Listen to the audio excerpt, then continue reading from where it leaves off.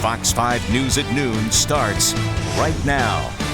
When we send our kids to school or to any place of safety, we expect them to live, learn, have fun, and come back from that day's experience. We don't anticipate things like this. It felt like it was happening all over again. No parent should have to receive that call. Another mass shooting grips the country as lawmakers renew the push for tighter gun laws. According to the Washington Post, there have been 376 school shootings since the tragedy at Columbine High School in 1999. Now, flags across the country are flying at half-staff in memory of those victims killed in the mass shooting at an elementary school in Nashville. We're getting new details about the moments before the shooter headed toward that school. This is a text thread between Audrey Hale and a former school basketball teammate. In it, Hale wrote, "I am planning to die today. This is not a joke." A short time later, chilling video shows Hale firing through the glass doors of a Covenant school yesterday. Here's the 28-year-old in tactical gear carrying assault weapons while walking through the halls. Police say Hale killed 3 9-year-olds and 3 staffers. That's before police say the shooter fired at officers who then shot back fatally. During live coverage on Fox News, a mass shooting survivor was understandably outraged over this senseless shooting. I have been lobbying in D.C. since we survived a mass shooting in July. I have met with over 130 lawmakers. How is this still happening? How are our children still dying, and why are we failing them? That woman says she survived the July 4th, 2022 shooting just outside of Chicago. She just happened to be on vacation in Nashville when this shooting happened. As soon as she heard about the gunfire, she made her way to the school demanding stiffer gun laws. This tragedy hit close to home for country singer Jesse James Decker, who lives just 2 miles away. I'm just so heartbroken for these families. Please pray so hard for these families in this community. This is just should not be happening. I went and picked the kids up immediately and they're home safe. But what is happening in the world? Other country music stars are speaking out too. Kelsey Ballerini wrote on Instagram saying she's angry over the fatal shootings, and Jason Aldean demanded action to protect our schools, saying Walmarts and banks have more security. Now Nashville police are searching for a motive in that deadly shooting. Fox's Madeline Rivera has the latest. Shortly before 10 a.m. Central Time Monday, the suspect rolls into the parking lot of Covenant School. About 10 minutes later, police say the assailant shoots through the side doors of the building and goes inside. Armed with 3 guns, 2 of them assault-style weapons, the shooter walks through the school firing more rounds. 6 people, 3 9-year-old children and 3 adults were killed. Never in a million years thought that would be this close to me, this close to home. Investigators say the 28-year-old suspect who was shot and killed by police went to the school years ago. The attack, which they say lasted roughly 15 minutes, was planned. The shooter had detailed maps of the building. But authorities believe it may not have been the only target. There may have been some resentment for whatever reasons, so she had targeted not only that school, but other locations as well that she didn't get to carry out. This latest mass shooting once again sparking calls for Congress to pass an assault rifle ban. There have been at least 130 mass shootings this year. No other country is dealing with this. No other country is dealing with our kids going to school and being slaughtered, being murdered, teachers being slaughtered, being murdered. Still, others blame mental illness. The common thread is you've got somebody who's mentally ill and evil. People are evil, and they're going to do evil things. It's unfortunate. Investigators armed with a search warrant also found a sawed-off shotgun, a second shotgun, and other evidence at the suspect's home. Madeline Rivera, Fox News. Okay, let's get a check of our local weather. Here's a live look across downtown Atlanta from our Georgia Power camera. I always pause at this shot because I'm trying to see how many clouds are out there. That's the big question. Fox 5 Storm Team meteorologist Jeff Hill joins us now with the forecast. Are we going to see any rain today? No, we're not going to see any rain, but we will see a little bit of sunshine in some spots. There's a lot of cloud cover out there right now, but that's over Atlanta. In other spots, there's a little bit of sunshine filtering through. So it's going to be one of those kind of partly sunny days. Every now and then we'll we'll get a little bit of clearing. We'll see some sunshine.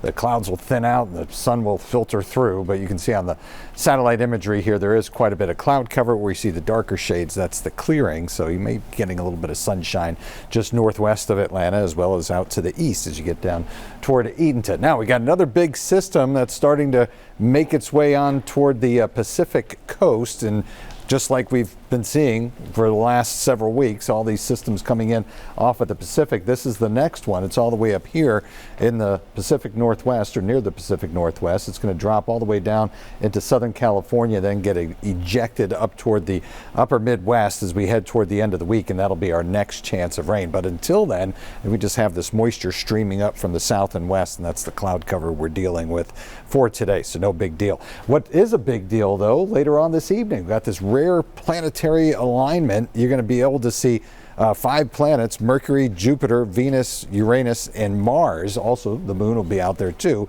But this is in the western horizon just after sunset. Now, it's not a sure bet you're going to see all these planets, but if you know what to look at, maybe if you have a telescope, would help you out, definitely. If you wait too long, though, Jupiter and Mercury are going to drop below the horizon. 69 degrees, our current temperature out there right now.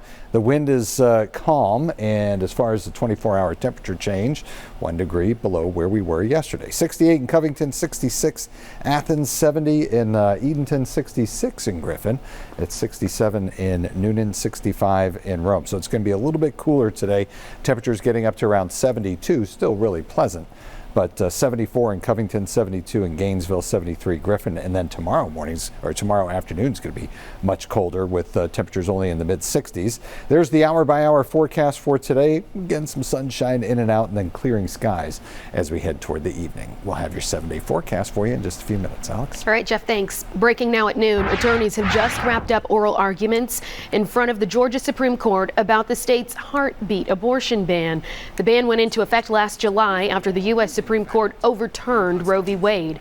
A group called Sister Song Women of Color Reproductive Justice Coalition sued the state of Georgia to try to block that law, arguing the law was unconstitutional when the state legislature passed it.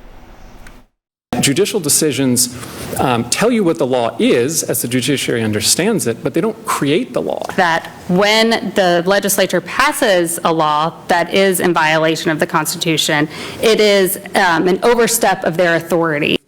The state Supreme Court will now review today's arguments and render a decision in the coming weeks.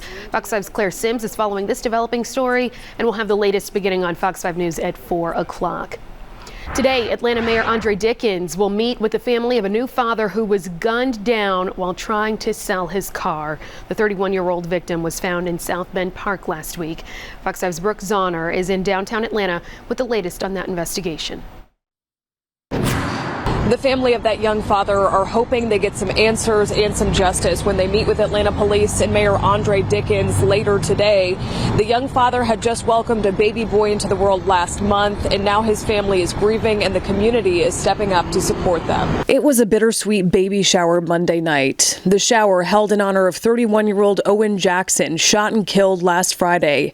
Jackson and his girlfriend just welcomed a baby boy last month. What we decided to do today was wrap our arms around the single mother who just lost her child's father to a senseless gun violence. Atlanta police responded to the crime on Compton Drive just before 5 o'clock Friday night.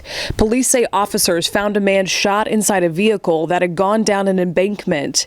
Family and friends say the young father was trying to sell his car when he was shot. They tried to steal his car, and I guess they didn't steal his car, but they shot him. Family and friends say Jackson recently celebrated a 31st birthday, an anniversary with his girlfriend, and the birth of his baby boy.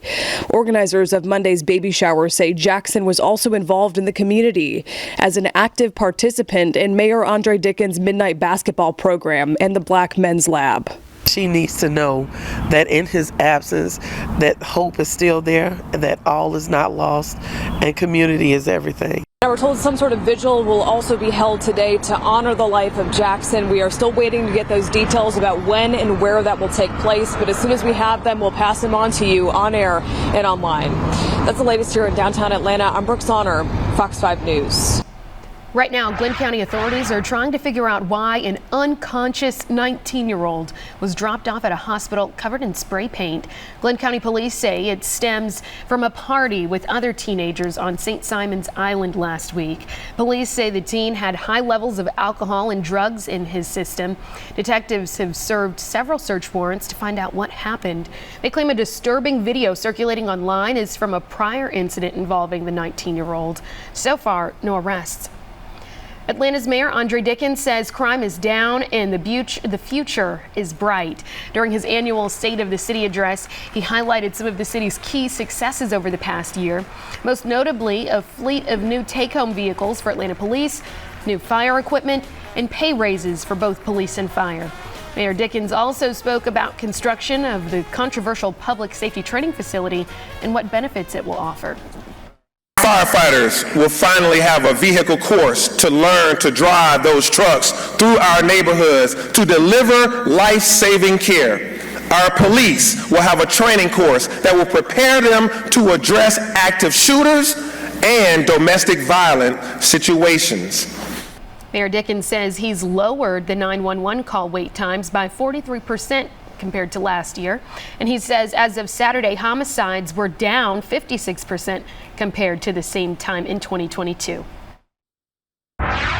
When we thought we were getting called up from January, we get hit again. And so it's just a double whammy, if you will. For the fourth time in less than 3 months, a destructive tornado ripped through Troup County. This time, an EF3 tornado with winds of up to 150 miles an hour. The damage is pretty widespread. Troup, Spalding, and Upson counties are now dealing with the aftermath of severe storms. It's as Governor Kemp declares another state of emergency. He toured Troup County yesterday, getting a first-hand look at the damage. Governor Kemp says it's a miracle everyone survived. The storm left 5 people hurt. 2 of the victims were in their home near West Point when the tornado hit. Their home, along with dozens of others, is a total loss. Relief organizations are already on the ground as government officials work hard to restore power, water, and clear the roads. Fox 5's Mark Teichner continues our coverage from West Point, where many neighbors no longer have homes. Like I told her, all material things can be replaced. It'll be hard to replace her. David Rhodes' daughter, Mac, was getting her hair done Sunday morning when the tornado hit. She held on to everyone inside the now destroyed salon until the storm passed. That was a frightening moment when she called. When I got down here to see this, I literally couldn't do nothing but hold her, man. Thank God she's alive. It was so fast. It was just really quick. Sherry Bennett found herself trapped in her own home. This stretch of West Point Road bore the brunt of the EF3 twister, which packed winds of 150 miles per hour. It's just unbelievable because there was a house there and a house up there and a trailer back there, and they're all gone. 25 to 30 homes are a total loss. At least another 100 are damaged, as well as numerous businesses. 5 people suffered non-life-threatening injuries. Thankfully, which is a miracle, when I think you view the damage that's all around us in the location we are, that we have not had a fatality. You guys need something? Relief organizations are already on the ground as government officials work hard to restore power, water, and clear the road. The twister caved in the roof and blew pews into the parking lot here at Bethel Baptist Church. I'm looking at it through a bigger picture, and that's God's plan. God's got something bigger and better in store for us. Mark Teichner, Fox 5 News. Fox 5 viewer and homeowner Lamar Kelly sent us this video on Whitesville Road in West Point. His yard looks more like a river. He tells us his family lost everything. They had to evacuate to a nearby hotel. Sky Fox 5 flew over the Heads Creek Reservoir in Spalding County. The National Weather Service declared a flood emergency Monday morning. Dozens of families were ordered to evacuate immediately. Spalding and Griffin authorities later canceled that order. The dam is currently under renovation. Officials say the severe storms dumped 7 inches of rain on the area, breaching a temporary dam. There are now 3 shelters set up to help storm victims. The locations are on your screen right now. Anyone who needs assistance can also call 1-800-RED-CROSS. The past weekend's traumatic tornado outbreak in Mississippi have people there searching for a new normal. We'll explain. Plus, at least 39 migrants are reported dead, 29 more hurt from a fire at an immigration center in Mexico. Stay with us.